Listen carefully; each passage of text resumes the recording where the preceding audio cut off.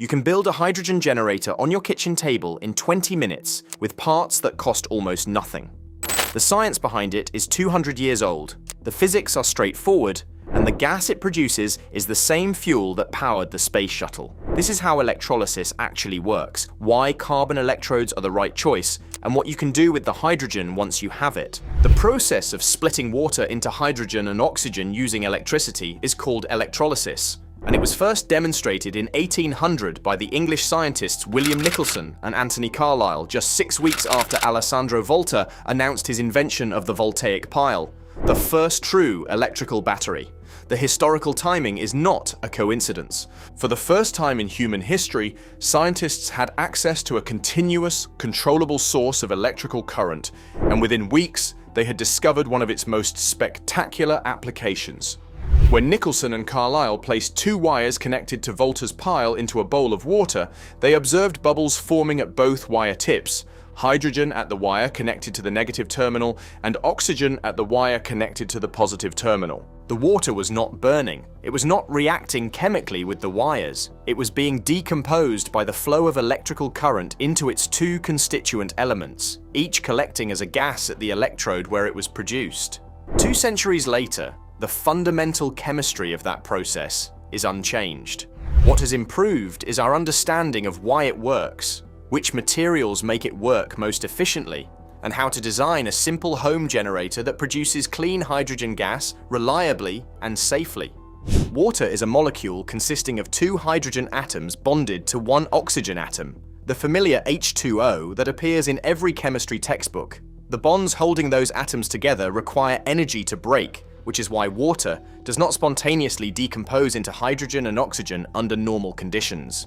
Electrolysis supplies that energy in the form of electrical potential difference between 2 electrodes immersed in the water. At the negative electrode, called the cathode, electrons from the external circuit are supplied to the water, driving a reaction that reduces hydrogen ions to hydrogen gas. Positively charged hydrogen ions in the water pick up electrons and pair up to form H2 molecules, which bubble off as gas. At the positive electrode, called the anode, the reverse process occurs. Water molecules are oxidized, losing electrons to the external circuit and releasing oxygen gas as O2 while also releasing hydrogen ions back into the solution. The overall reaction is straightforward in principle. Electrical energy goes in, and water comes apart into hydrogen and oxygen in a 2-to-1 volume ratio. But the details of how efficiently this happens depend critically on the electrode material, the composition of the water, and the voltage applied. Pure water is actually a poor conductor of electricity, which means that a simple electrolysis cell using distilled water and a small battery will produce hydrogen very slowly, if at all. The reason is that electrical current in a liquid flows through the movement of ions, charged particles dissolved in the water, and pure water contains very few of these. Adding an electrolyte to the water dramatically increases its conductivity and accelerates the electrolysis reaction. The most commonly used electrolytes in simple home setups are baking soda, sodium bicarbonate, or table salt, sodium chloride, both of which dissolve readily in water and produce ions that carry current efficiently. Baking soda is generally preferred over table salt for electrolysis because sodium chloride electrolysis can produce chlorine gas at the anode rather than pure oxygen, a hazardous byproduct that complicates the process and creates safety concerns. A solution of 1 to 2 teaspoons of baking soda per liter of water provides excellent conductivity for a simple home electrolysis cell without introducing problematic chemistry at the electrodes. Potassium hydroxide, which is used in more sophisticated electrolysis systems, provides even better conductivity and produces cleaner gas, but it is caustic and requires more careful handling than baking soda, making it less suitable for informal experimentation. The choice of electrode material is where the carbon pin comes into its own, and understanding why carbon outperforms the obvious alternatives explains a great deal about electrochemistry more broadly. The most intuitive electrode material would be a common metal. Copper wire, steel rods, or aluminum foil are all electrically conductive and easy to obtain. The problem with all of these materials in an electrolysis setup is corrosion. The anode, the positive electrode, is subject to oxidation during the electrolysis process. and most common metals oxidize readily when serving as an anode in an electrolyte solution. Copper anodes dissolve into the solution, contaminating the water with copper ions and degrading the electrode rapidly. Steel and iron anodes rust and corrode, introducing iron compounds into the solution and eventually failing structurally. Aluminum anodes form a protective oxide layer that can interrupt current flow. Stainless steel performs better than plain steel, but still corrodes over extended operation and may introduce chromium compounds into the solution, which raises its own concerns. Platinum and iridium are the gold standard electrode materials for electrolysis, resistant to both oxidation and corrosion, producing clean gas efficiently with excellent catalytic properties that reduce the energy required to drive the reactions. They are also extraordinarily expensive, which makes them impractical for casual experimentation and limits their use even in industrial electrolysis systems to thin coatings over cheaper base materials. Carbon occupies a uniquely attractive position in this landscape. It is an excellent electrical conductor in its graphite form, the form found in pencil leads, which are the most accessible source of carbon electrodes for home experimentation. It is chemically resistant to most electrolyte solutions, making it far more durable than common metals in an electrolysis environment. It does not dissolve into the solution or introduce metallic contaminants. It is inexpensive, widely available, and easy to work with mechanically. A standard HB pencil can be sharpened at both ends to expose the carbon core, connected to a wire, and used immediately as a functional electrode. The carbon anode does oxidize slowly during electrolysis, gradually wearing away over extended use, but the rate of degradation is slow enough that a simple pencil electrode setup will run for hours or days before the electrode deteriorates to the point of replacement. For more extended operation, larger carbon sources, carbon rods salvaged from spent D-cell batteries, graphite blocks purchased from art supply stores, or carbon fiber strands provide substantially more surface area and material volume, extending electrode life correspondingly. Carbon electrodes do not produce the perfectly pure hydrogen and oxygen that platinum electrodes generate, but for demonstration and small-scale hydrogen production purposes, the gas quality is adequate and the practical advantages of carbon are compelling. Building a functional carbon electrode hydrogen generator requires 5 components: a container to hold the electrolyte solution, the electrolyte itself, 2 carbon electrodes connecting wires, and a power source. The container can be any non-conductive vessel, a glass jar, a plastic bottle, or a purpose-built acrylic chamber if you want something more permanent. The electrolyte is the baking soda solution described above. The carbon electrodes are prepared pencil leads or carbon rods, each connected to one terminal of the power source via wire, with the connection point kept out of the water to prevent corrosion of the metal connection. The power source needs to supply at least 1.23 volts, the theoretical minimum voltage required to split water.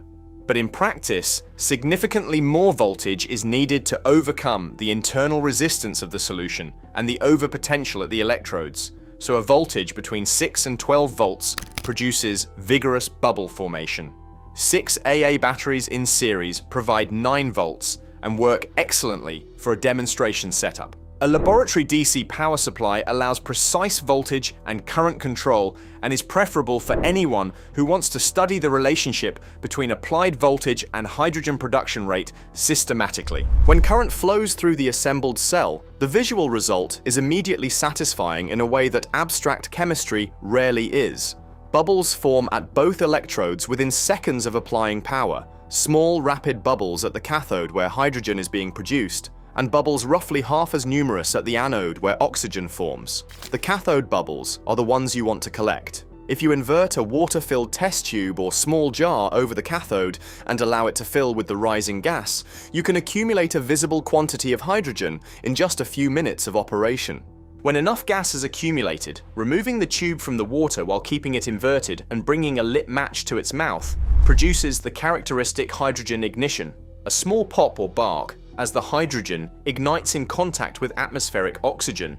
This test, which chemists call the squeaky pop test, is the standard verification that the gas produced is indeed hydrogen, and its combination of instant visual and auditory feedback makes it one of the most memorably satisfying demonstrations in chemistry. Safety is the dimension of home hydrogen experimentation that deserves explicit and serious attention. Because hydrogen has physical properties that make careless handling genuinely dangerous, even at the small scales a kitchen table setup produces. Hydrogen is the lightest element and diffuses through air extremely rapidly, which is mostly a safety advantage. A hydrogen leak in an open environment disperses quickly rather than accumulating in dangerous concentrations the way heavier gases like propane or carbon monoxide do. In enclosed spaces, however, hydrogen can accumulate to explosive concentrations before it becomes detectable by smell, since hydrogen itself is odorless. The ignition energy required to trigger a hydrogen-air mixture is extremely low, far lower than for natural gas or gasoline vapor, meaning that even a small static discharge or a hot surface can initiate combustion if hydrogen has accumulated in sufficient concentration. The practical safety rules for home electrolysis are straightforward. Operate in a well-ventilated space where hydrogen cannot accumulate near the ceiling. Keep open flames away from the experiment during operation. Collect the hydrogen in small quantities for immediate use, rather than storing it in sealed containers. And treat any accumulated gas with the respect you would give any flammable substance. The squeaky pop test described above is safe when performed correctly. A small quantity of gas in an inverted test tube ignites with a pop that is startling but not dangerous. Attempting to collect hydrogen in large balloons or sealed vessels and then igniting it is a different matter entirely. And the difference between a chemistry demonstration and a hazardous stunt is entirely a question of scale and common sense. The science is safe at educational scales. The boundary between safe and unsafe is not the chemistry, it is the quantity. The practical hydrogen production rate of a simple pencil electrode setup is modest. We're talking about milliliters per minute rather than the cubic meters per hour that industrial hydrogen producers measure, but scaling up the concept follows straightforward engineering principles. Larger electrodes provide more surface area for the electrochemical reactions, increasing production rate proportionally. Multiple electrode pairs connected in parallel multiply production rate while keeping voltage requirements constant. Increasing the electrolyte concentration up to the point of saturation increases current flow and therefore production rate, though very high concentrations can create their own electrode degradation issues. Increasing applied voltage also increases production rate, but beyond a certain point, the efficiency of conversion from electrical energy to chemical energy in the hydrogen actually decreases because higher voltages drive competing reactions and generate more waste heat. Industrial electrolysis systems that produce hydrogen for commercial use operate at carefully optimized voltage and current densities that balance production rate against energy efficiency, and they use electrode materials and geometries specifically engineered to minimize losses. The home carbon electrode setup sits at the opposite end of that efficiency spectrum, but it embodies exactly the same fundamental chemistry. The efficiency question, how much electrical energy goes in versus how much chemical energy in the form of hydrogen comes out, is worth understanding clearly because it governs whether home electrolysis is genuinely useful for energy purposes or primarily a demonstration and educational tool. The theoretical minimum energy required to split water into hydrogen and oxygen is 39.4 kilowatt-hours per kilogram of hydrogen produced, a figure derived from the thermodynamics of the water-splitting reaction and independent of the electrode material or electrolyte used. Real electrolysis systems always require more energy than this theoretical minimum because of resistive losses in the electrolyte, electrode overpotential losses, and heat generated in the cell. Industrial alkaline electrolyzers operating at optimized conditions achieve efficiencies of roughly 60 to 80% relative to this theoretical minimum, meaning they require 50 to 65 kilowatt-hours of electricity per kilogram of hydrogen produced. A simple home pencil electrode setup with a baking soda electrolyte and modest applied voltage operates at substantially lower efficiency, perhaps 30 to 50%, because the electrode geometry, electrolyte concentration, and voltage optimization that industrial systems implement carefully are not present in an informal setup. For educational and demonstration purposes, this efficiency gap does not matter much. For anyone genuinely interested in producing hydrogen as a practical fuel, it points toward the importance of proper system design, even at modest scales. The energy stored in the hydrogen is real and retrievable, but the electrical energy required to produce it exceeds the chemical energy stored, meaning that electrolysis is an energy conversion and storage technology rather than an energy generation technology. A distinction that matters enormously for understanding its role in a clean energy system. The hydrogen, produced by water electrolysis, regardless of the scale of production, has properties that make it genuinely compelling as an energy carrier. It has the highest energy content per unit mass of any chemical fuel, roughly 3 times the energy per kilogram of gasoline, which is why it was chosen as the fuel for the space shuttle's main engines and why liquid hydrogen remains the propellant of choice for high-performance rocket applications where energy density matters above all else. When hydrogen burns or reacts in a fuel cell, the only product is water.